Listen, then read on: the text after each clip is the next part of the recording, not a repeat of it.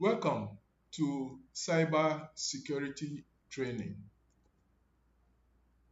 So, this training will enable us to understand the threats um, that can come around as a result of cyber attack and how we can minimize it. So, this training program, this first level will cover the following topics: introduction to cybersecurity, cybersecurity life cycle, cybersecurity architecture, common cyber attack vectors used by adversaries, types of cyber attacks, then 9 basic steps to cybersecurity. So at the end of this training, each participant will be able to identify the key components of cybersecurity network architecture, apply cybersecurity architecture principles, describe risk management processes and practices, identify security tools and hardening techniques, distinguish systems and application security threats and vulnerabilities, describe different classes of attacks, describe new and emerging IT and IAS technologies, analyze threats and risks within context of cybersecurity architecture, appraise cybersecurity incidents to apply appropriate response, then of course have a proper knowledge of cybersecurity. Introduction to cybersecurity. So the word cyber means something that is related to or involving computers or computer networks, such as the internet. So we're looking at it's not a standalone system, a global connection of computers on the internet, or what we call the cyber marketplace. So cybersecurity then is the application of technologies, processes, and controls to protect systems, networks, programs, devices, and data from cyber attack. So the aim is to reduce, it is a bit difficult to completely eliminate, but reduce the risk of cyber attacks and protect against the unauthorized exploitation of systems, networks, and technologies. So cybersecurity lifecycle has 6 sections. So depending on the order you want to go, the first one is you can start from detect. When you detect something, you respond to it, you recover it, identify what the problem was, then you protect it. So the cybersecurity architecture consists of the following components. We have network security. How do you secure your network? Next one is authentication. How do you authenticate yourself? When we go to the bank, you can use biometric, even on our phone, or password to identify, to authenticate our credentials.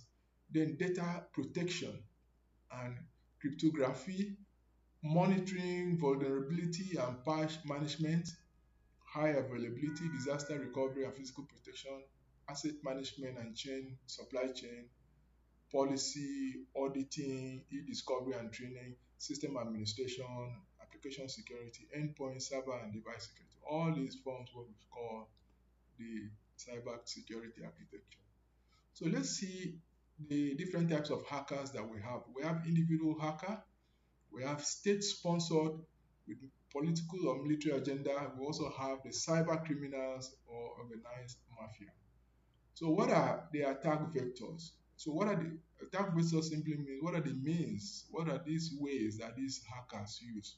Who are the hackers? Those that uh, gain access to your system in an unauthorized way for the purpose of inflicting injury, destroying the network, and of course, uh, stealing your data. So we'll now look at the attack vectors. So how do they come into your network? What are the ways that they come into your network?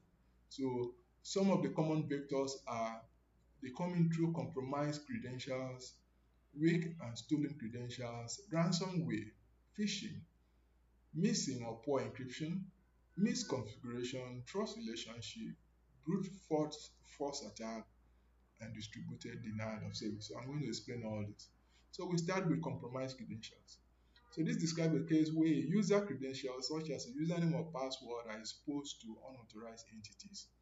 So this typically happens when unsuspected users fall prey to phishing attempts and enter their logon details in a site that is not the right one. So we could have something, a site can be cloned, and users will be required to log in, and once they expose their credentials, then they can use it to cause harm to them. So how do we avoid compromised credentials? So the first thing is common usernames and weak passwords can lead to compromised credentials. So how do we strengthen our username, and how do we strengthen our password?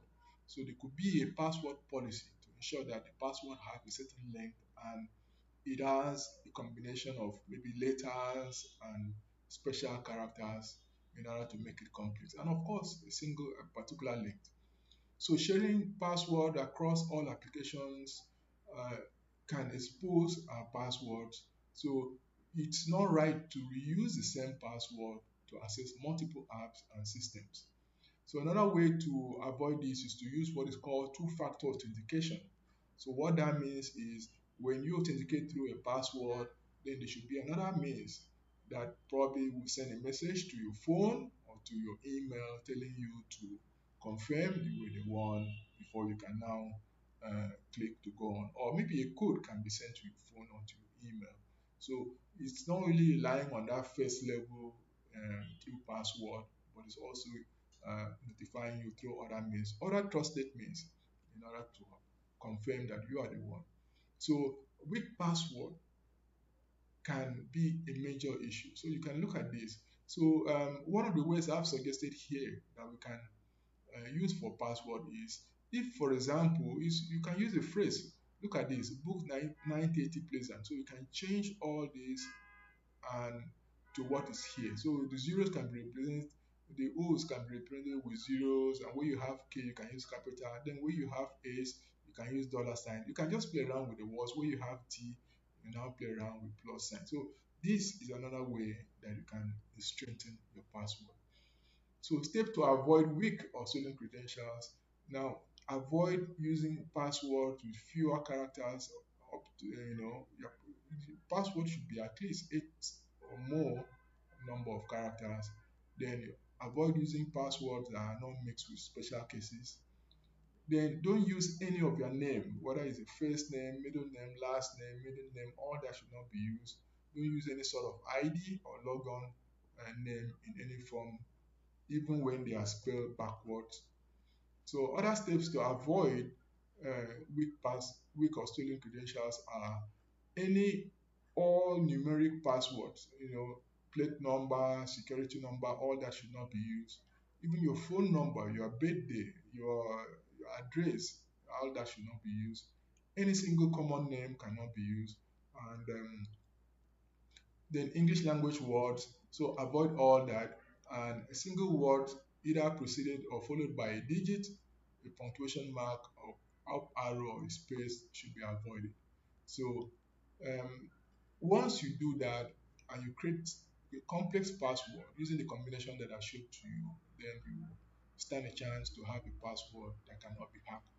Then we also have malicious insiders. We have people around which will working in the same place, having access to your device, but they can compromise on what you hold as a secured uh, infrastructure. So malicious insider is an employee who exposes private company information and or exploits company vulnerabilities. Malicious insiders are often unhappy employees. The users with access to sensitive data or network can inflict extensive damage through privilege misuse and malicious intent. So again, if you're working with people, it's important that you really watch their state of mind. Look at their welfare. Make sure to your own base that they are happy, so that because they are insiders, they have access to the devices that you have. So when we get to the practical session, you can see how we can expose a lot of things by having access to systems. So in order to avoid that, make sure that you have staff that are ready to work with you. So how to avoid attack from malicious insiders? Keep an eye out for disgruntled employees and monitor data and network access for every device and user to expose insiders risk. So you can install security cameras, you can create monitoring devices within your network in order to detect and monitor what's happening around you, in order to be able to track down a possibility of an attack, then address it before it happens. So common cybersecurity attack vectors used by adversaries are: one, we have another one which is called misconfiguration. So misconfiguration is when there is an error in system configuration. For example, if a setup pages are enabled or user uses default username and passwords, this can lead to breaches. So I build an application. So if you're building an application, if the application enables people to use default username and password, for example, the wireless access point that we have around, whether you're buying Linksys or most of the wireless access point, on wireless routers you have, we all know that the username is admin and the password is admin. So that's how you buy them. So once these things are bought, you are supposed to, as a network administrator, quickly change those username and password to something complex. But if you leave it the way it is by default, everybody knows, then you can always log in and get things done. The same thing with password on your that you configure in your system. So once there's a default username and password, then of course that can be taken care of. And of course, even in the software configuration, when we don't specifically mention that the password should have a certain number of length and should be complex, anybody typing in any kind of English language word exposes them to cyber attack. So another type of cyber attack is ransomware. Ransomware is a form of cyber extortion in which users are unable to access their data until a ransom is paid. Users are shown instruction for how to pay a fee to get the decryption key.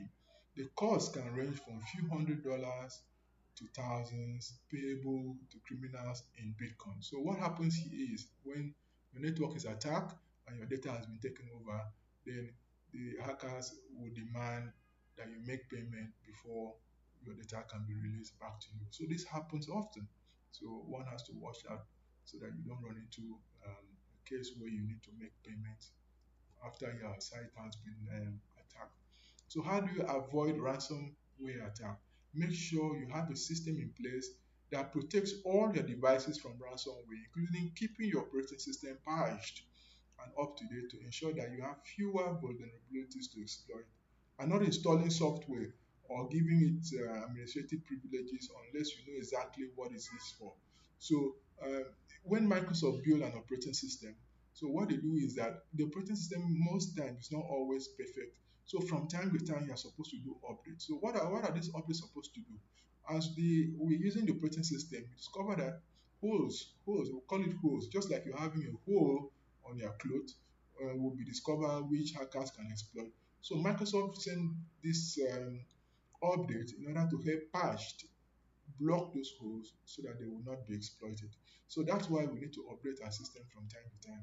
And even when you're developing software, make sure that the software have integrity and have protective strength so that they will not be exploited. Areas of it will not be exploited. So once your network or your system is protected, you will not fall into the danger of it being hijacked being attacked, and that will prevent you from falling into the case of ransomware.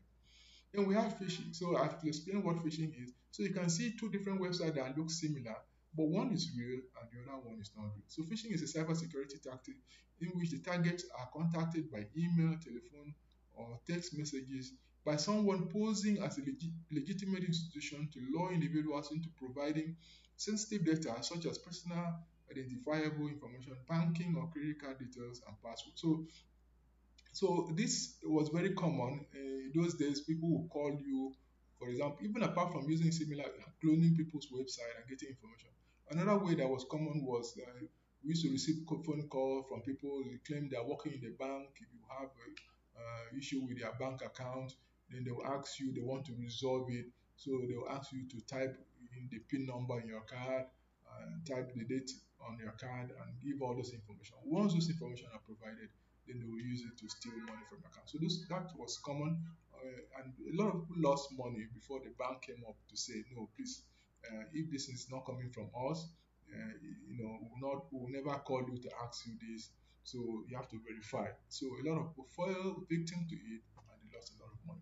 So to avoid phishing attack, when in doubt, it's best to call the organization you receive the email from to determine if it's a phishing scam or not. So we also have breach in trust relationship. Trust relationship refers to a certain level of trust that exists between users and systems. For example, trust relationship can connect two domains. So a user only has to log in once in order to access the resources. The two domains in a trust relationship are the trusted domain, the domain that authenticates the user the first time, and the trusting domain, the domain that relies on the trusted domain to authenticate the users and give access to the resources without re-authenticating the users. So one common breach scenario example is when credentials are cached on a trusted client, which then gets breached, wreaking havoc. So imagine a case where you are accessing your bank application on your phone or on your on your laptop. Before now, when this bank application came up newly, you see that once you are able to connect in the first time, you could transfer money. And once you transfer money, there will not be any other authentication to be done, verification before money is transferred. That was one. Then imagine a system where probably the logon time was a bit longer. So that means once you finish your initial transaction and you forget to log out, and it has a longer time. That's software development. So you see that anyone can come into your system and do the same thing. Or even if the person, even if the application logs out, and the person logs in and have access to your files, there should be another way of authenticating in order to prevent anything from happening. So what we're really saying here is trust relationships. When you have many multiple servers connecting you to do things and you authenticated the first time, and that credential is cached on your system. You will even recall when you're trying to open to your bank application, there's this thing that we have this small window that appears and say, "Oh, do you want me to save your password for you so that you remember this the next time?" If you say yes, what it means is that next time when you're trying to log in, you can just recall this thing will just automatically enter the username and password and you log in. So that means when you are not with the system, someone can have access to that and go in. So there must be another way of authentication in order to keep your system safe. Now, distributed denial of service. Now, this is a cyber attack against a network resource. Example, a server and a website by numerous uncompromised computer system.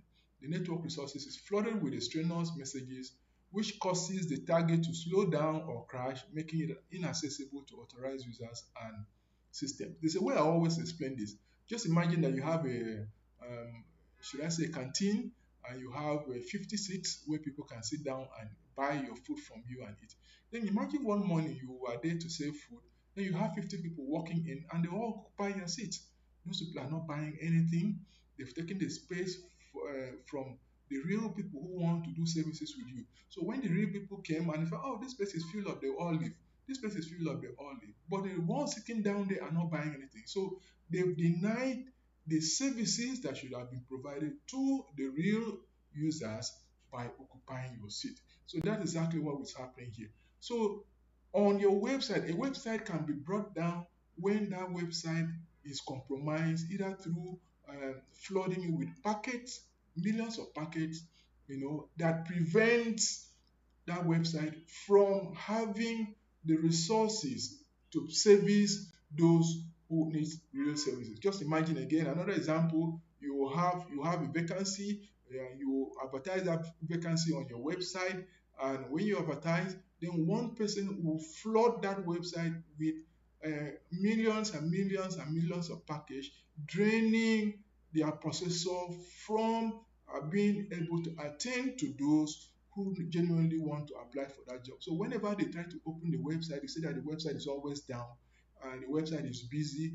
But those who are holding this website are not adding any value, they are not applying for the services, they just want to deny you that access, that services that you are provided. And those who are trying to come in, the authorized users, gets frustrated and they cannot have access to that resources. In that way, they walk away and you lose your ability to give the right services to the right people. So that's what denial of service does. So when you look at all these technologies that are used together to bring down a system that should normally give proper services to the authorized users, then we call that the distributed data. So this can spread through multiple servers, and the essence is to crash your system and to prevent it from giving the services to authorized users. So here I just brought back everything, types of cyber attacks. So we have the attack types, payload, and the damages. For example, when you talk about phishing, phishing can come through emails and phishing websites. And what is the essence? What damage will they cause? They gain access to your systems. The intruders gain access to your system and cause harm. Then if you go down, you see malicious, you see identity theft. So let me just read number 8, identity theft, vulnerability operating system. So what they lead to the loss of personal data. And you can see denial of service, the streams of data packets sent to a host, and this denied access to the authenticated users. All of them I mentioned here. Then you see meltdown, vulnerability operating system, application database, and the enterprise infrastructure will be damaged. So all these are different attacks that can happen, and and and how uh, how this can be done, and the kind of damage that they can cause. So defense in depth. So there is the most common practice employed by organizations to create and implement a multi-layered approach to cybersecurity. It is described by the following processes, which can be implemented at various levels in your network infrastructure. So we have deterrent. So deterrent will reduce threats. Preventative will reduce vulnerabilities. Detective will reduce incident. Then corrective will reduce impact. So deterrent, deter. We want to deter this from happening, that threat will not take place. Then preventive, what can we do to prevent this? That will avoid us being vulnerable. Then detective, once we detect an incident and we're able to handle it, then we prevent that incident from happening. Then corrective, when it has happened, so this reduces the impact it should have. So we must keep an eye on our infrastructure at all times. So I'm going to show you in the second part how we can employ tools to get that done. So 9 basic steps of cybersecurity. So there are guidelines. This is a guideline that follow in drawing up a comprehensive cyber security program in the organization. One is explore the legislative and other requirements. So what is the Nigerian law, or what is the international law talking about cyber attacks and, and cyber security? You know, so what are those things, activities online that are classified as cyber attacks, and how can they be mitigated? What are the penalties? So that's why you look at the legislatures, the laws, and what can protect your network through the legal means. Then the second one is define the business benefit and get top management support. So this is very important. So you really need to have the buy-in of the management in order to be able to implement your policies. Then you now set up the cybersecurity requirements. Then choose the framework for cybersecurity implementation. How do you want, which environment, which software do you want to use? Then organizing the implementation, setting up teams, project management resources, project charters, budget exactly, and needs to be put in place. Then assessment and mitigation, apply controls, the implementation of controls, training and awareness, continuous monitoring and check. So continuous control, continuous monitoring.